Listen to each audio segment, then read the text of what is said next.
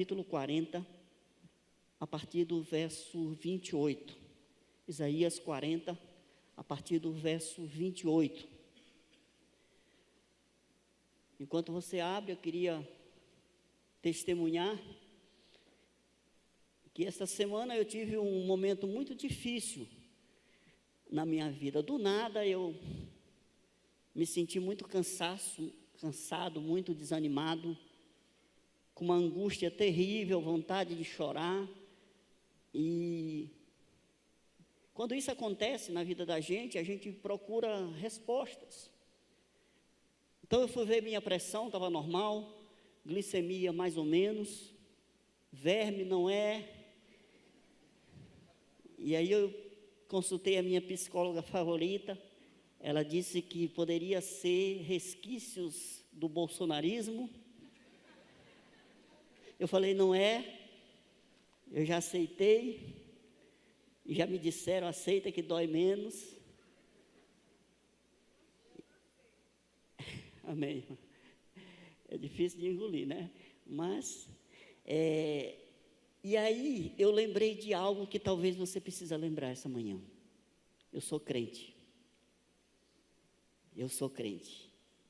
E aí eu fui orar e buscar a palavra de Deus. E Deus me deu essa palavra que eu queria compartilhar com você essa manhã.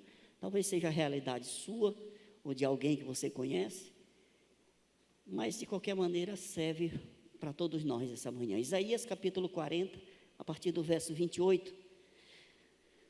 A palavra de Deus diz assim: não sabes, não ouvistes que o eterno Deus, o Senhor, o Criador dos confins da terra, dos fins da terra, nem se cansa, nem se fadiga? Não se pode esquadrinhar o seu entendimento. Faz forte o cansado e multiplica as forças ao que não tem nenhum vigor. Os jovens se cansam e se fatigam, e os moços de exaustos caem. Mas os que esperam no Senhor,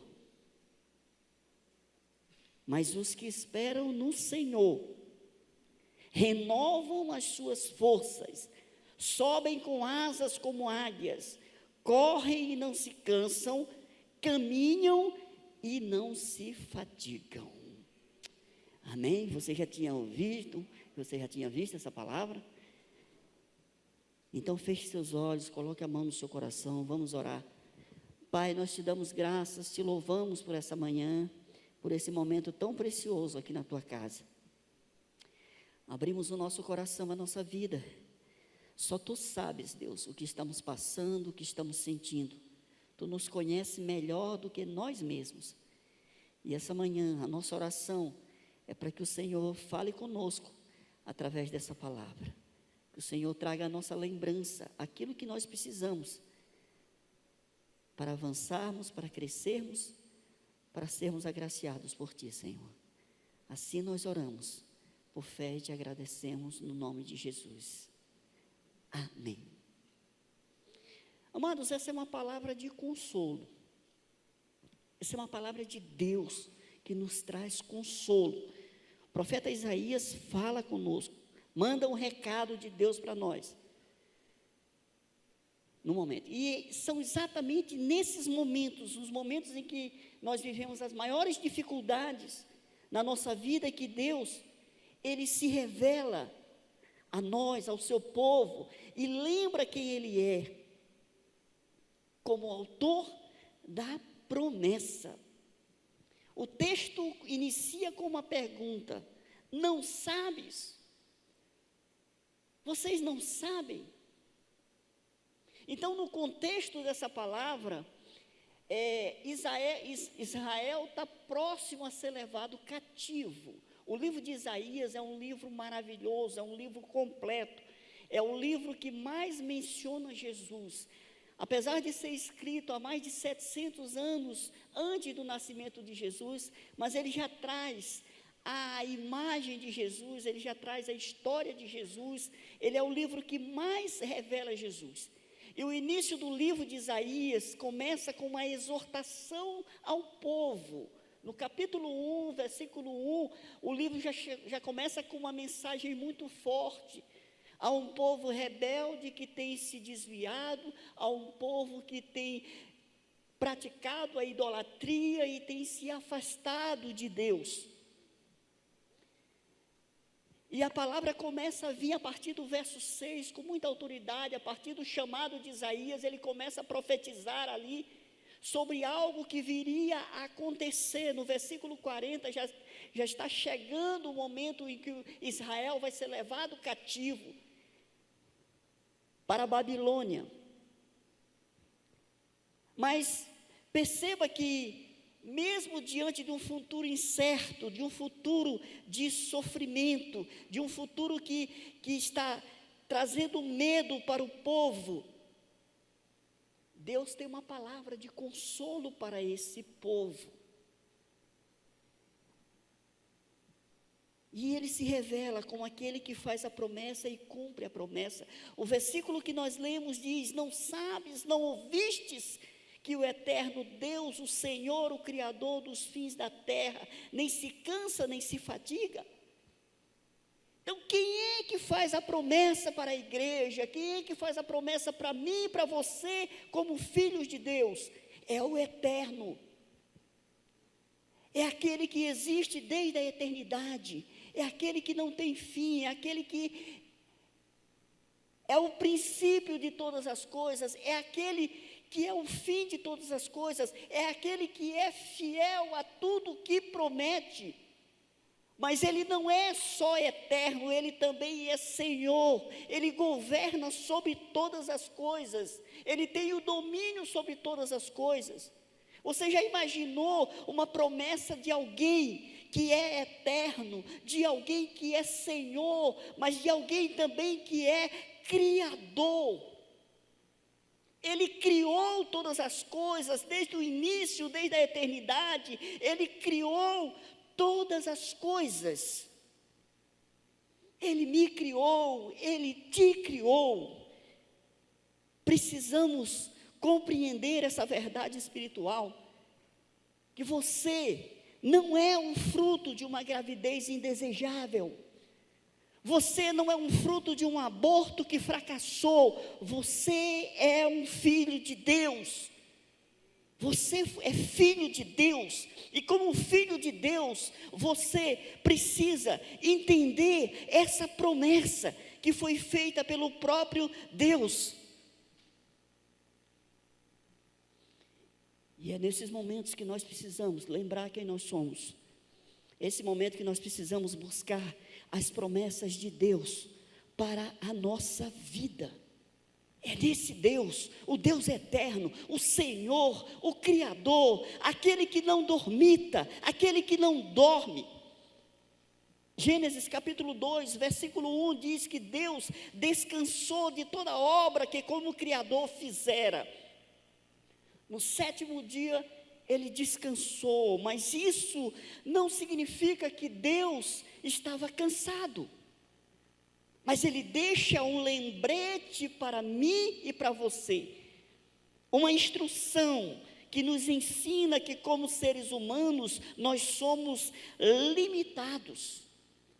E o nosso Deus, aquele que faz a promessa, deseja compartilhar da sua natureza com os seus filhos. Irmãos, que bom que nós não estamos sozinhos. Porque sozinhos nós ficamos apenas limitados àquilo que podemos realizar humanamente. Porém, com Deus, nós somos renovados. Renovados. Eu não sei como está sendo os seus dias, mas eu quero te dizer que Deus te trouxe essa manhã, nesse lugar, para renovar a sua vida, para renovar a sua história, para dizer para você, para lembrar a você quem Ele é, e para lembrar a você que você não está sozinho, sozinha. Nós estamos vivendo em dias difíceis, não sabemos o que será o nosso futuro, muitos estão aflitos, muitos chegaram aí até para o hospital. Há um clima de incerteza, mas Deus está no controle de todas as coisas. Amém, irmãos? Precisamos crer do fundo do nosso coração, não só com palavras, mas com uma fé operante. Muitas vezes nós precisamos confiar, mesmo sem entender o que está acontecendo. A Bíblia nos manda orar, nos ensina a orar, a pedir, mas não nos garante que receberemos aquilo que queremos. Quantas vezes, irmãos, nós oramos a Deus e recebemos como resposta apenas o silêncio? Quantas vezes nós oramos a Deus pedindo algo e Ele faz algo que a gente nem imagina? Nem sempre a gente recebe aquilo que a gente está querendo. Até porque Ele nos ensina, através da oração, Jesus, seja feita a tua vontade. A tua vontade. Existem muitas pessoas hoje que estão aflitas, perguntando: o que aconteceu? A gente ora. Deus está trabalhando, irmão. Amém? Deus está trabalhando. Ele pode fazer algo completamente diferente daquilo que a gente está pensando, daquilo que a gente quer, porque o texto diz que não se pode esquadrinhar o seu entendimento. Nós não conseguimos humanamente atingir a mente de Deus, o propósito de Deus, a vontade de Deus. Somos limitados e precisamos apenas confiar. Qual era a realidade de Israel? O povo via em sua frente o cativeiro babilônico. Tudo que Isaías profetizou aconteceu. Foi um profeta que foi muito usado por Deus. Existem coisas que ainda vão acontecer, que nós cremos que vai acontecer, porque foi profetizado por Isaías. E o que ele estava profetizando? Olha, vai haver o cativeiro. O povo vai ser levado cativo. Então eles viviam a incerteza daquilo que iria acontecer. O cativeiro representava dias sombrios que estavam por vir, escravidão, sofrimento, cansaço, humilhação.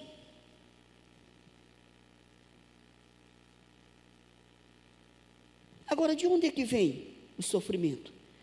Por que Israel necessariamente tinha que passar pelo cativeiro? Por que vem o sofrimento na vida do crente? Muitas vezes, irmãos, é pelas escolhas erradas que nós fazemos. E aí nós precisamos fazer ajustes nas nossas vidas.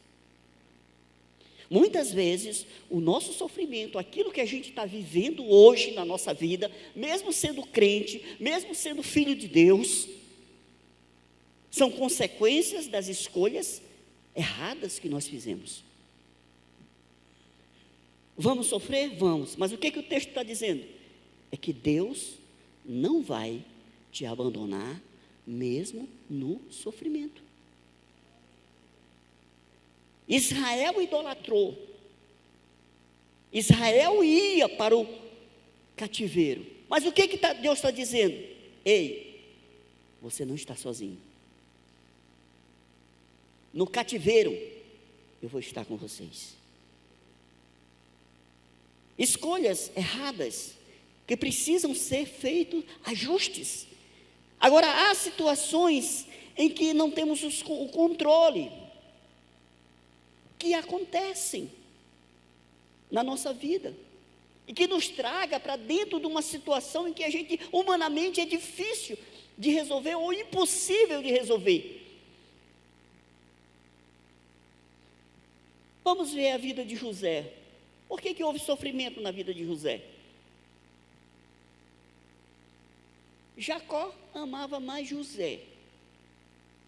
Isso despertou a ira dos seus irmãos, que lançaram ele numa cisterna. De lá ele foi vendido como escravo. Foi para a casa de Potifar. Ali ele foi assediado pela esposa de Potifar. Foi acusado injustamente, foi para a prisão.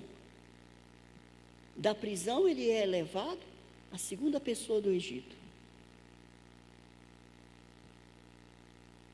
Foram situações que aconteceram na vida de José, que ele não provocou, mas aconteceram. Mas que tinham um propósito, e no todo momento em que José estava sofrendo, Deus estava com ele. Amém, irmãos?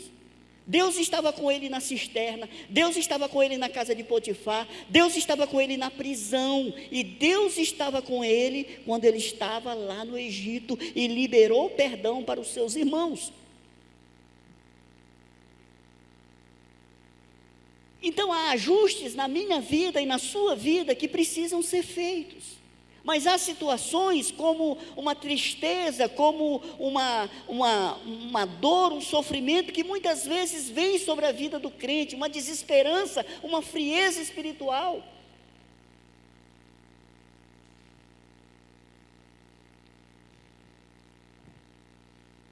E nessas horas a gente precisa consultar a Deus.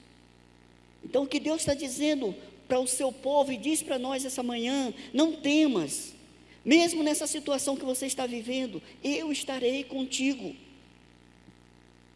Não há nada melhor na vida do que a presença de Deus, irmãos, na nossa vida. Não há nada melhor. Em Êxodo capítulo 33, Deus fala assim para Moisés: a minha presença irá contigo, e eu te darei descanso. Moisés subiu ao Monte Sinai para receber a tábua dos 10 mandamentos. O povo ficou embaixo. Moisés demorou. O povo vai até Arão e diz: olha, Moisés está demorando. Esse Moisés aí está demorando, se esqueceu da gente lá em cima do monte. Vamos fazer um Deus aqui para a gente adorar. E eles recolhem todo o ouro, as joias que eles têm, e fazem um bezerro de ouro. E quando Moisés desce, Moisés vê aquele povo prostrado diante de uma estátua. E a ira de Deus vem contra aquele povo, e Moisés intercede por aquele povo, coloca a vida dele em risco por causa daquele povo. E aí Deus diz assim: olha, você vai continuar a caminhada até a terra prometida, e eu vou mandar um anjo na tua frente para te proteger. E Moisés fala: não, eu quero a tua presença. Só um anjo não dá, eu quero a tua presença. E Deus confirma aqui: a minha presença irá contigo, e eu te darei descanso. Amados, o descanso que nós precisamos está em Deus. Nesses dias difíceis, nós precisamos buscar a presença de Deus para a nossa vida, e nos afastar de tudo aquilo que nos traz dor, nos traz sofrimento. Tudo aquilo que não edifica, tudo aquilo que vai me trazer ira, tudo aquilo que, sabe, vai prejudicar a minha comunhão com Deus. Eu saí de todas as redes sociais. Noticiário eu não quero assistir nenhum, porque eu quero guardar meu coração. Se nós ainda temos capacidade de nos indignar com a injustiça, ainda há algo no nosso coração de Deus. Louvado seja Deus pela nossa capacidade de sofrer com a injustiça e com a mentira. Porque se nós estivermos embriagados com isso, a nossa situação não está boa. O crente precisa discernir o que é certo e o que é errado.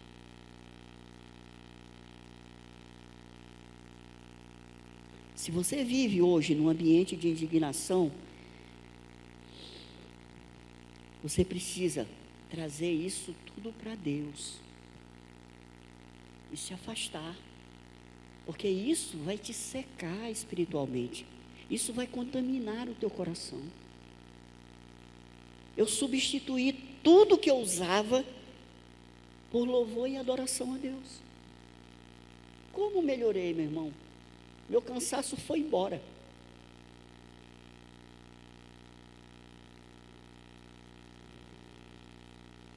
Então Moisés tinha tudo para estar decepcionado com aquele povo. Moisés tinha tudo para dizer: vão para lá, vocês não querem nada com Deus. Moisés estava decepcionado. Moisés estava, magoado. O que ele pediu? A presença de Deus. Ele intercede pelo povo, que ele chama de povo de dura cerviz. Mas ele não dá um passo à frente, se não for com Jesus, com Deus. Talvez essa seja a resposta para o nosso cansaço e a nossa indignação por aquilo que a gente está falando, que está no nosso coração, e que a Bíblia diz que a gente precisa guardar. O texto no 29:30 diz que Deus, aquele que fez a promessa, o Eterno, o Senhor, o Criador, Ele faz forte o cansado e multiplica as forças do que não tem nenhum vigor. Os jovens se cansam e se fatigam, e os moços de exaustos caem.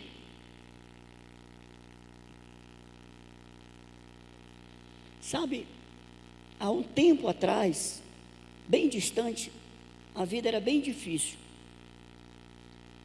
Tudo que a gente fazia era manual, tudo que a gente fazia dependia de esforço físico, Então, parece que a gente vivia melhor. Mas hoje, há tanta facilidade. Há as pessoas que se formam e trabalham dentro de casa. Como é o caso do meu filho. Todo dia eu saio e enfrento o trânsito de São Luís, que é uma loucura, né? Mas o que ele faz? De manhã ele senta na frente do computador, trabalha até meio-dia.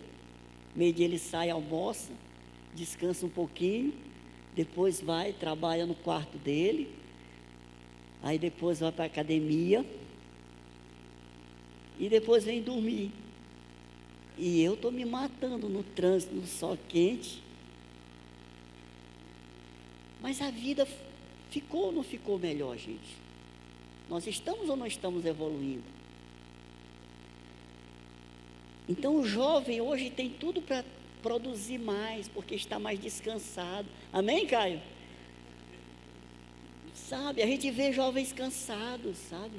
A gente vai jogar bola, a gente que já tem 50 e tantos, corre daqui, corre dali, sabe? E a gente vê o jovem dizer assim: não dá mais para mim, sabe?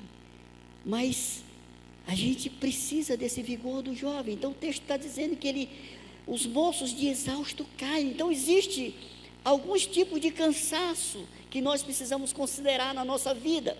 Por exemplo, o cansaço físico é normal. O texto lá de Salmo 90:10 diz assim: os dias da nossa vida sobem a 70 anos, ou em havendo vigor a 80. Neste caso, o melhor deles é a canseira e enfado, porque tudo passa rapidamente e nós voamos. 70, para quem é sedentário, para quem frequenta a academia, até 80. E depois do resto, é sofrimento. Esse é o processo natural, é aquilo que o pecado fez conosco, com a nossa carne, ela é limitada, e isso a gente precisa entender. O cansaço físico, a gente precisa de disciplina, precisa cuidar do nosso corpo, que é templo do Espírito Santo. Eu preciso de disciplina também, nós precisamos de disciplina, porque a Bíblia está dizendo que o tempo é rápido, e aquilo que estava em pé vai cair, não em nome de Jesus, mas em nome da idade. É normal. Agora existe também o cansaço mental, que está ligado aos traumas, às adversidades da vida, o medo do futuro, as preocupações. E essas preocupações podem refletir no corpo físico, trazendo estresse, cansaço físico, estafa, ansiedade e até depressão.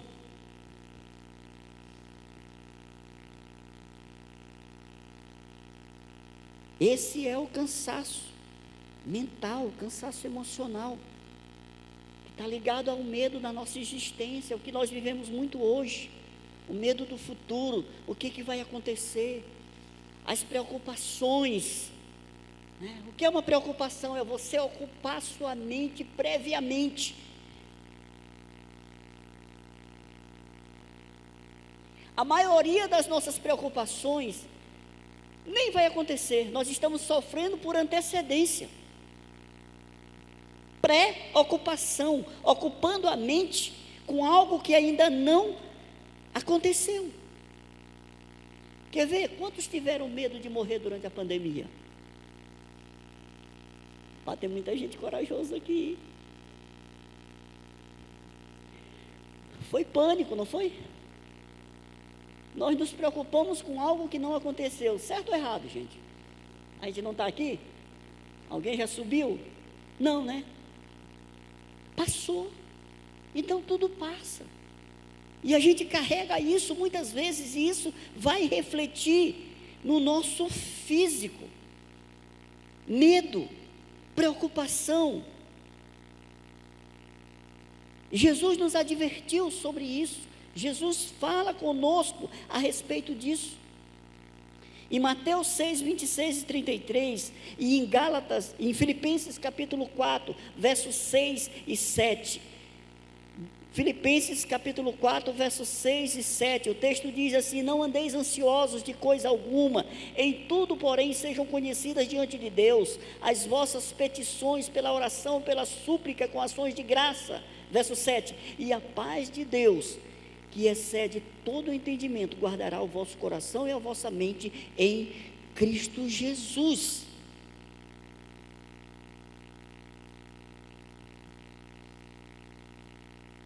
O que Deus nos orienta através da sua palavra? A gente não está ansioso.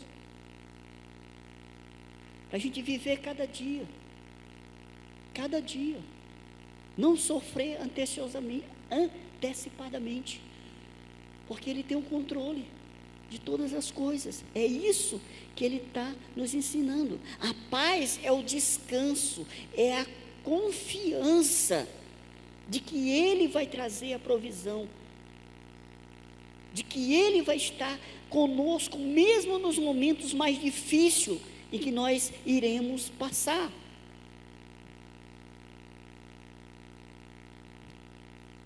E finalmente vem o cansaço espiritual, que é o momento em que nós temos que nos lembrar que nós somos crentes. É minha experiência dessa semana. Lembrei que eu era crente. E o cansaço espiritual, nós precisamos combater com armas espirituais. 2 Coríntios capítulo 10, do verso 3 ao 6. É um texto que muitas vezes a gente esquece. Mesmo como crente, mesmo como filhos de Deus, a gente esquece. 2 Coríntios capítulo 10, 3, 6.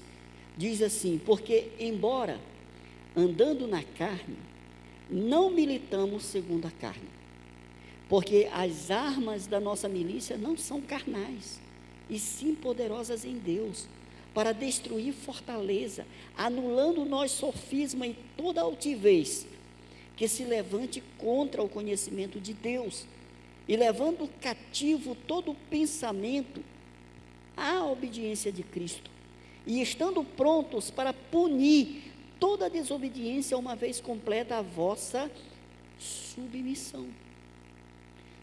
Deus está nos lembrando que nós temos armas espirituais. Precisamos checar o nosso corpo físico através de exames, saber como está a pressão, glicemia, sim. Mas nós temos também inimigos espirituais que nós precisamos combater. E a oração é importante porque ela pode ser uma oração de intercessão e pode ser uma oração que vai nos beneficiar a nós mesmos. A oração, ela tem o poder de nos fazer crescer em Deus, porque enquanto nós estamos orando, Deus está trabalhando também na nossa vida. Ele está destruindo as fortalezas, Ele está destruindo os sofismas, os enganos que há muitas vezes na nossa vida. E o Espírito Santo nos está conduzindo à maneira certa de orar. A oração é libertadora para nós mesmos. A oração é algo que eu e você precisamos viver essa vida para que a gente continue em pé. Satanás é o pai da mentira. E Deus lida com a verdade. João 8,32, muito conhecido, e conhecereis a verdade, e a verdade vos libertará. Isso não é um bordão político, isso é palavra de Deus. A verdade nos liberta. Enquanto nós oramos e clamamos a Deus, o Espírito Santo de Deus está trabalhando na nossa vida, nos conduzindo às verdades de Deus. O apóstolo Paulo nos lembra quem somos, a origem das nossas lutas e como vencê-las.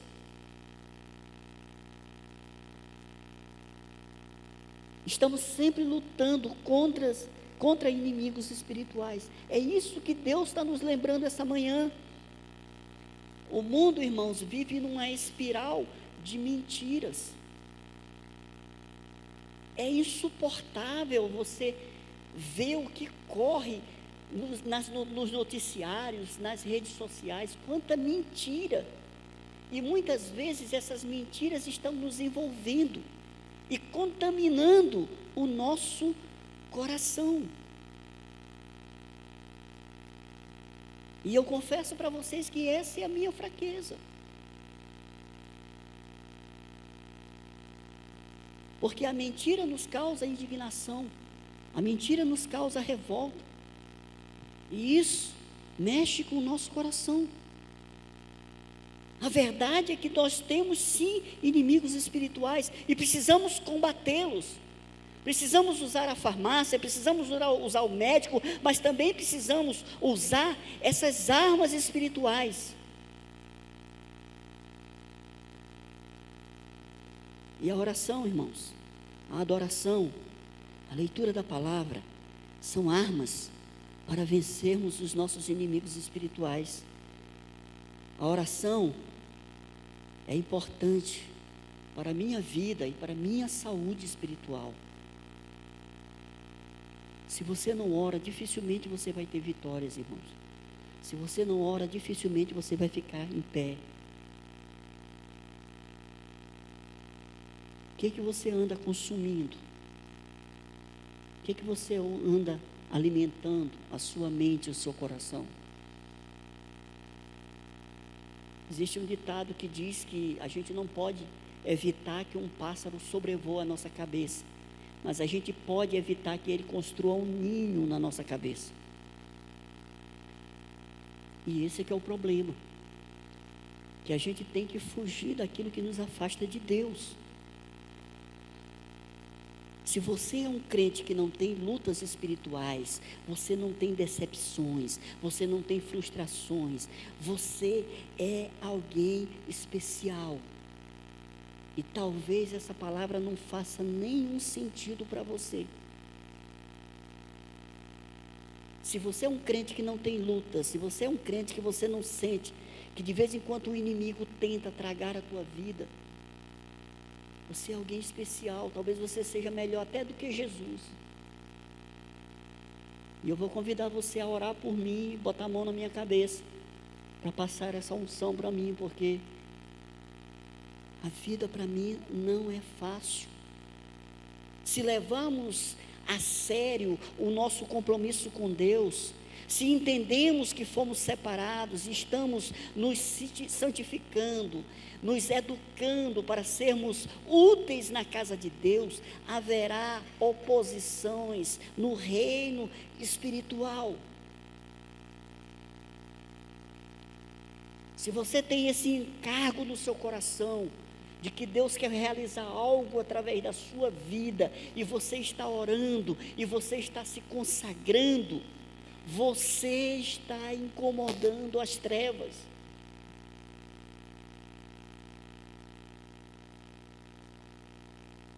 Vamos imaginar, fazer aqui uma alegoria. Se você tivesse um time e fosse jogar contra o time de Nilber, cadê Nilber? Se você fosse jogar contra o time de Nilber, você não ia botar alguém especial para marcar o Nilber? Porque o Nilber joga muita bola. É um perigo. Se você tivesse um time que fosse jogar com o Flamengo, você colocaria alguém para marcar especialmente o Gabigol? Porque ele faz gol, não é isso? Se você fosse jogar contra o Vasco, você colocaria alguém para marcar o Nenê?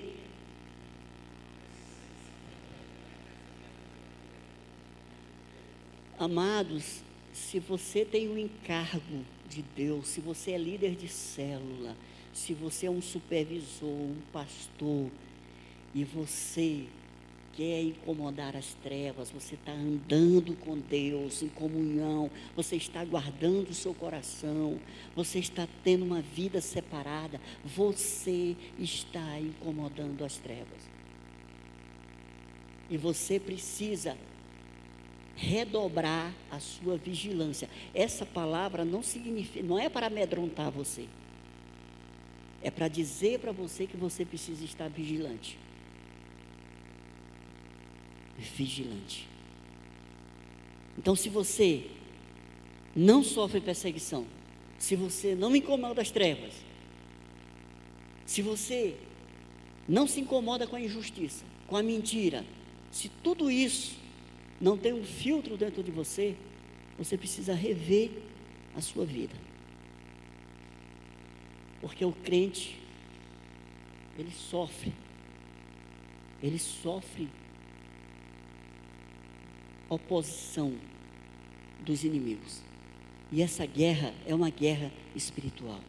Jesus sofreu perseguições. O próprio Isaías profetizou no livro de Isaías capítulo 53, um pouco para frente, a partir do verso 2, ele diz assim: porque foi subindo como renovo perante ele, como raiz de uma terra seca, não tinha aparência nem formosura, olhámo-lo, mas nenhuma beleza havia que nos agradasse, era desprezado e o mais rejeitado entre os homens, homem de dores e que sabe o que é padecer, e como um de quem os homens escondem o rosto, era desprezado, e dele não fizemos caso. O profeta Isaías está relatando o sofrimento de Jesus na cruz do Calvário de forma detalhada, dizendo: olha, nem aparência ele tinha. As dores, os açoites mexeram com a beleza dele. Ele era desprezado, as pessoas viraram o rosto para ele. Ninguém queria nada com ele. Ele passou por essa dificuldade na sua vida. E mais tarde nós lemos nos evangelhos Jesus também sofrendo perseguições. A partir do seu nascimento, Herodes tentou matá-lo. Satanás tentou Jesus no deserto. Ele foi traído pelos judeus e foi preterido por um ladrão. Aqueles que andavam com ele, teve um que o traiu, um o negou. E quem somos nós para não aceitar, para não lutar, para não nos posicionar diante dos nossos inimigos espirituais?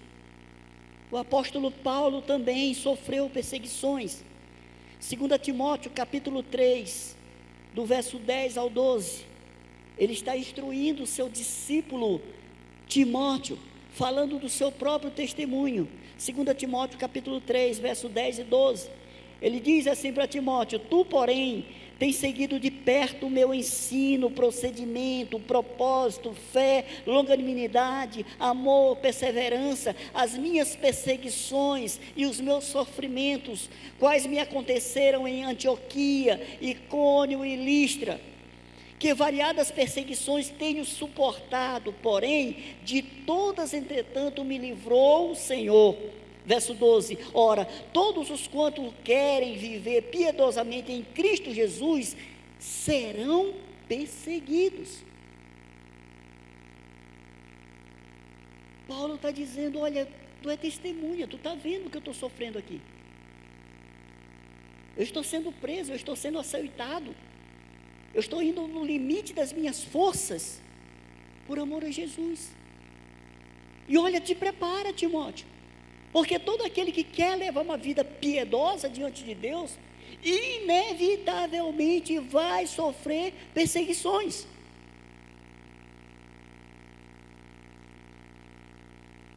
Será que nós estamos preparados, irmãos, para sofrermos perseguições? Você está preparado para sofrer perseguição por amor a Cristo, por amor à obra de Deus? Porque, irmãos, às vezes nós escondemos as nossas lutas e decepções para mostrar para as pessoas o quanto somos abençoados e agraciados.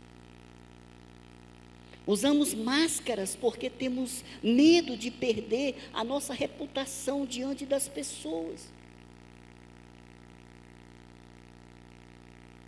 Quantas vezes a gente não esconde aquilo que a gente está passando? Porque a gente diz, o que as pessoas vão pensar de mim? Um crente sofrendo, isso não existe. Crente sofrendo perseguição, como assim? A Bíblia não diz que eu sou mais que vencedor. A Bíblia não diz que eu sou cabeça e não cauda. Então minha vida é tranquila. E a gente mascara as coisas. A gente não expõe a nossa vida com medo de perder a reputação que a gente tem diante das pessoas.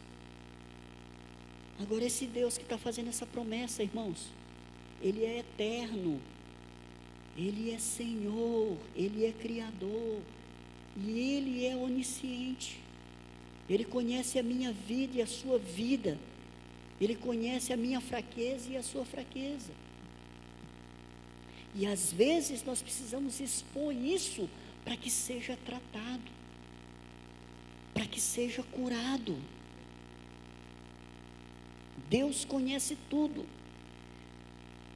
Versículo 31, mas os que esperam no Senhor renovam as suas forças, sobem com asas como águia, correm e não se cansam, caminham e não se fadigam. Entenda que não é uma espera passiva, não. E o profeta, ele usa aqui a figura da águia, que nos ensina tanta coisa, irmão. O estudo, a águia é um animal especial, é um pássaro especial. Olha, ele tem as asas longas, isso permite que ele alce o voo. Mas ele tem uma sabedoria, não é nem sabedoria, é um instinto, que ele, para subir, ele espera a corrente das águas. Quando o sol bate no chão, ele provoca um calor. Esse calor, que é um ar mais leve, ele sobe, até ele se encontra, lá no céu ele se encontra com o vento frio, e ali acontece as nuvens, que ficam cheias de água, há uma condensação, e essa nuvem cai. Então o que a águia faz? Quando esse vento quente, ele sobe em forma de espiral, ela acompanha, e ela sobe. Quando chega em determinado lugar, ela sai, e ela fica planando. E aí ela usa outras coisas que são maravilhosas, ela tem uma visão de 340 graus, Os olhos dela é colocado de uma forma que ela tem uma visão panorâmica e ela observa os inimigos até que estão quase atrás dela. E ela também tem um giro do pescoço muito grande e ela tem uma visão que é 8 vezes maior ou mais poderosa do que um homem que não seja míope. Então ela enxerga em alta altura. Então de lá do alto ela observa a sua presa, o seu alimento, para que ela possa dar o bote. Então ela usa todos esses recursos dados por Deus, o Eterno, o Criador, para sobreviver. E a Bíblia nos ensina em diversas passagens que nós, como crente, precisamos ser como a águia.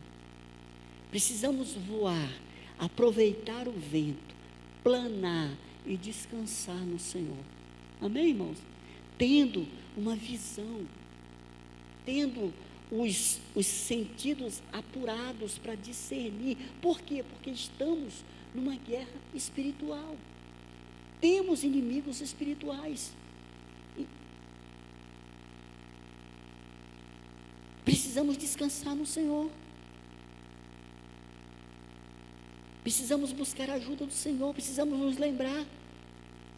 Então Jesus nos lembra essa manhã quem nós somos. E que Ele fez uma promessa para nós. E que independente daquilo que virá a acontecer, Ele não vai abandonar a sua igreja. Ele não vai abandonar a mim e a você. Porque o que Jesus está falando, segundo Efésios capítulo 5 fala? Ele está purificando a sua igreja. Ele está ensinando a sua igreja, Ele está educando a sua igreja. Para apresentar quem? A si mesmo, como igreja gloriosa. Você acha que Satanás vai atrapalhar o plano de Deus? Você acha que Satanás tem o poder de atrapalhar o propósito de Deus? Satanás está debaixo da autoridade de Deus, irmãos. E nós precisamos confiar, nós precisamos acreditar. A fé é a certeza daquilo que eu não vejo, é a convicção daquilo que eu espero. Eu espero dias melhores para minha família, eu espero dias melhores para a minha nação. Eu espero dias melhores pela fé. Eu não vejo isso acontecer. Mas eu creio que Deus tem o controle de tudo isso. E nós, como igreja, precisamos crer dessa forma. Amém, irmãos? Conclusão. Deus se revela a mim e a você, aos seus filhos, nos momentos difíceis, agindo como um Pai amoroso e misericordioso, ensinando-nos a confiar e descansar nele. Deus te trouxe aqui essa manhã para te lembrar de algo que você já sabia, mas talvez você tinha esquecido, que Ele tem o controle de tudo, inclusive da sua vida. Então, independente do que você está passando, independente do que o seu cansaço seja físico, mental e espiritual, Ele está aqui para te renovar. Amém, irmãos? Então Ele faz, Ele fez. Então vamos lembrar um pouco de Jesus. Jesus, o Filho do homem, na cruz do Calvário, Ele sofreu nessas 3 áreas da sua vida, tanto no físico, como no emocional, como no espiritual. O texto de Isaías nos fala disso, nos fala de dor física, nos fala da rejeição, e nos fala também dos inimigos espirituais, porque Ele tomou sobre si os nossos pecados. O texto diz que pelas suas pisaduras nós fomos sarados. Os demônios que nos afligiam, que dominavam a nossa vida, foram subjugados na cruz do Calvário por Jesus. Ali houve também uma guerra espiritual que Ele venceu. Então, amados, se Jesus venceu, nós, nele, também conseguimos vencer. Amém? Então vamos ficar de pé. para nós orarmos.